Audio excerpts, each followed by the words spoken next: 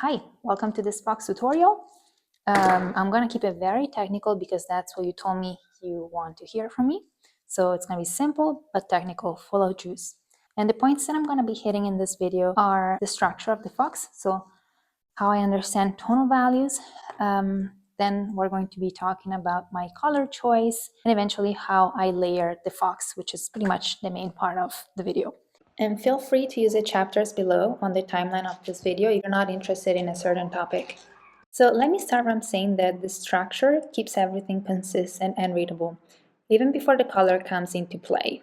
And what structure am I talking about? Tonal values. To help with that, I use a tonal value and mass tone scale. And this is something I created for myself, and it makes the painting process much easier because I'm not guessing as I go. So I'm gonna go ahead with this tonal value study. And this is the fox, right? When I see this fox, I liked it because it's very simple and it's easy to read. The first question I ask myself is, does this fox live in the dark or in the light? You can see the light comes from this direction. So the highlights are very visible. What do I do to start planning for a painting? I don't like to draw black and white sketches, thumbnails. That's not for me. I would be so bored if I did that. So that's why I made this tonal values and mass tone scale. I made it myself and I like it very much. I think it works well. So as you can see, all these values are light values. So everything that's in the light falls under those values. Things that are in the shade live along these values here. And 5 and 6 are transitional points where light and shadow meet. So back to what I was saying before on how to read the fox's values.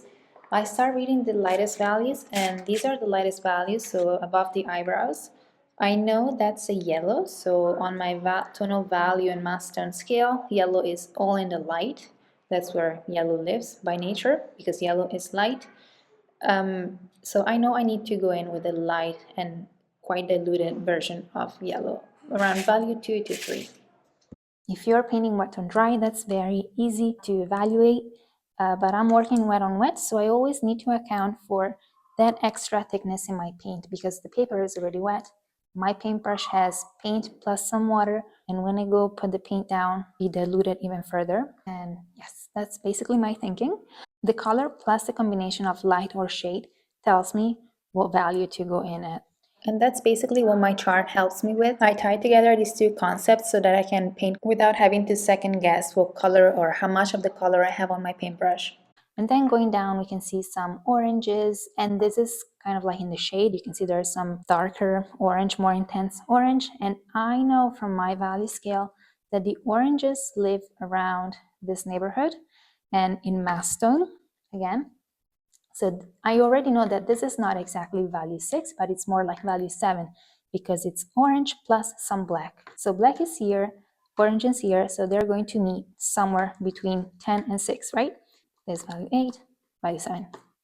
Anyway, this is how I approach my painting. Considering that I'm wetting the paper first, to get here, I need to account for a mass tone of orange, or some yellow plus the red. In this case, I think that for this, I use the combination of imidazzling yellow, sandal red, as well as burnt sienna.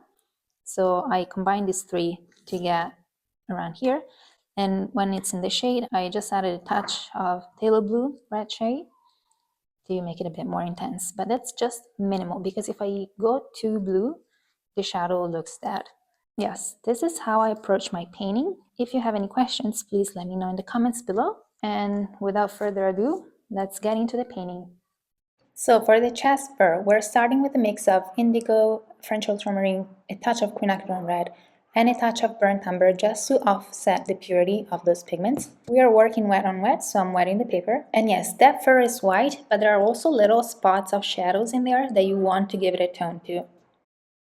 And just so you know, I didn't get to film this part, but the background was made of sap green, HOLBEIN sap green, I forgot to mention this one before, French ultramarine from MAIMERIBLU, and a touch of burnt sienna to just tone it down, like decrease the saturation a little bit. And the reason why I chose these colors is the following. So if you look at the fox, like I said before, the fox is painted with yellow, red, and burnt sienna, right? So basically, I wanted to choose some contrasting colors, but also not at their maximum intensity. And what I did was, because green is the opposite of red and blue is the opposite of orange, I chose those two as the main tone of the background. And I added a touch of burnt sienna to turn down the volume a little bit. In fact, not only it turns down the volume of the background, but also it ties even so slightly with the fox, making it look more organic, because burnt sienna is both in the background and in the fox.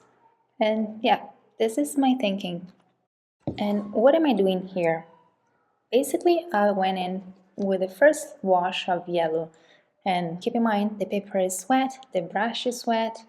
So I think here I was using a mix of yellow gold, MAIMERIBLU yellow gold, and that pigment especially disperses more compared to HOLBEIN watercolors. That's why you can see all this yellow halo around the fox, and that's intentional. I actually wanted the fox to be glowing with the warmth. And once that first washes down, I'm going in with an even thicker paint consistency. And I also increase the saturation with some burnt umber and a touch of red. If you're trying to follow this tutorial, don't stress too much about the colors. You don't need to match the colors precisely, but just it would be good if you have a standard red, like a warmer red, and a cooler red. That could be any magenta kind of red. Now I'm going in with an even thicker consistency of this paint. It's still on the orange side of it, so yellow, red, burnt sienna. And I'm going to place it where I see the richest colors, which is around the eyes, the ears, and between the fox's legs. Like the bottom part of the fox is pretty intense, so I will start to place this color down there too. When you're working wet on wet, the paper is drying, but the good news is that you don't need to go out of your way to reduce the paint consistency, because also the paint on your palette is drying. So just make sure you go where the paint is not as watery anymore when you pick it up. Watercolor works together on the palette and on the paper, just at a slightly different speed, but it's still doing the same thing. And feel free to pause this video at any moment so you can catch up with what I'm doing. I guess our papers are behaving and drying, and our paints too are drying at a different speed. So take your time. Now I switched to a small flat brush. This is a filbert. It's very tiny, and even if it's a cheap brush that I bought when I was a beginner, I like this brush because the water capacity is not that much, and it's actually great when you're working wet on wet, so you don't risk to bring in extra water when you go on to your painting. So I do encourage you to just work with what you have as much as you can. Especially now that I'm at a better level, I realize that sometimes I bought cheaper things and then I regretted it at some stage because they were cheap and they weren't as good as a Princeton brush, for example. But then now I'm going back to those first art supplies that I bought, because I don't know, I kind of like, they have a second life now that my skill level is at a different stage. They just make more sense in a way. So use what you have and make a point out of it. And what I'm doing is basically I am intensifying the orange and the red, like it's more like a red orange at this point, around the fox's eyebrows and the forehead. I'm redefining the ears. Yes, and at this stage I need to be extra careful because the paper is not that wet anymore, and any extra water I bring in by mistakes can end up in a bloom. So the bloom is when basically a drop of water makes the paint that's already on the paper spread apart. When you see me rewetting the paper, it means that I'm going in with another layer. And especially when painting animals, I feel like wet on wet gives you such a natural fur look. Now we're moving into the middle to later stage of this painting, and here's where things get tricky. It's very typical to feel lost or just unsure of where you are at this point. This is also where my tool, I feel like, really comes in handy, because it helps me personally evaluate my values and look at the painting with more objectively. So the question is, how do you judge the stage you're at? First of all, you can look at what's already on the paper. how dark the colors are, and that gives you one way to check. Another way is simply to look at what's on your brush. It's actually very insightful, and it's the answer number one to what you're doing. Look at how your paint looks like. Is it more watery or is it a thicker paint?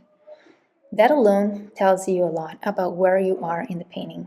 So for example, if I'm working with orange, in this case it's a thicker orange.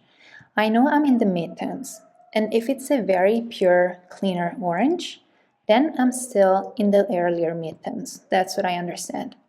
But once that orange starts getting darker, for example, if I mix it with burnt umber or a little touch of blue, I know at that point that I'm moving into the darker midtones of the painting that are going to be supporting the main shadows.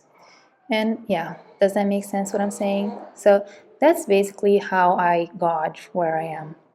With that in mind, I always go back to my value chart, and so this allows me to analyze where the painting is sitting overall.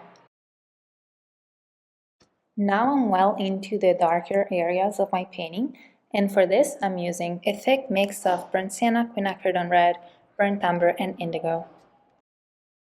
Now I'll be adding some details like the mouth crease and also the eyes and nose. These are basically focal points for me, and I usually paint them in layers. So for the eyes, I start with another painting, which is usually some blue and some like chocolate brown or golden brown, you know, the color of the iris, and blue for the highlight. I'm sorry my hand was in the way, so it's not very easy to see what I'm doing here.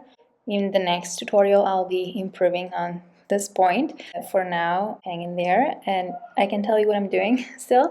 So I'm basically also intensifying the shadow crease inside the ears. This mix is based on quinacridone red because the color inside the fox's ears is basically pink, very simply. So and how do I darken this red? I basically use two colors. One is burnt umber and the other one is indigo. What's the difference between these colors? Burnt umber pushes the mix slightly toward brown, while the blue reduces the saturation and increases the depth. I use a very small amount of both because they're very powerful and they keep the mix clean and balanced. They're basically warm and cool darks, and so when they meet, they neutralize each other. So when I'm darkening colors that are not fully dark, I like to keep my mixes as close as possible to their pure color because I want the shadow to still feel colorful and vibrant. And that's just my personal preference. That said, you can absolutely neutralize or darken your colors in other ways. Some people use neutral tint, Payne's gray, or even black, and there is nothing wrong with that. You are the painter, and how you chose to darken your colors is entirely up to you. And so these are also the colors that I use to create that second and darker layer on the fox's eyes and nose.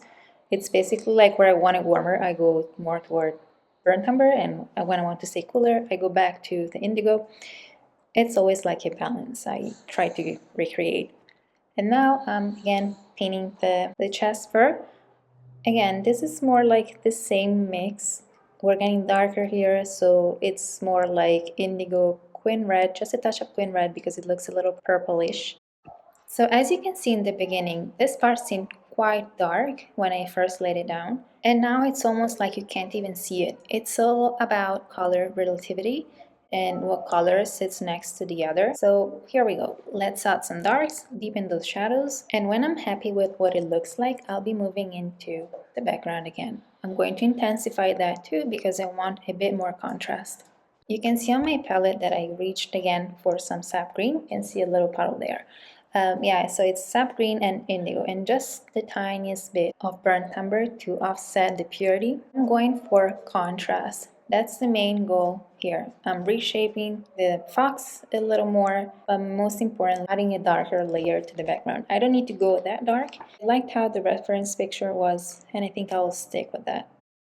More colors on my palette, and then this is very satisfying when I get to reshape the wider part of the ears as well as the muzzle. That's so good. You can actually see where the fox faces start. At this point, the painting is almost finished. I'm just making a few final adjustments and letting everything settle. If you watched all the way to the end, thank you so much. I really appreciate you being here. And if you enjoyed this video, feel free to like and subscribe, and let me know in the comments what would you like to see next, or what you're currently struggling with in watercolor. I'd be very happy to cover that topic in one of my next videos. Also, if you painted along and you want to share a picture with me, I would love to see your result. You can tag me on Instagram or reach out to me. My profile there is MK.Watercolor.Studio. Thank you so much for watching, and I'll see you in my next video. Ciao, ciao!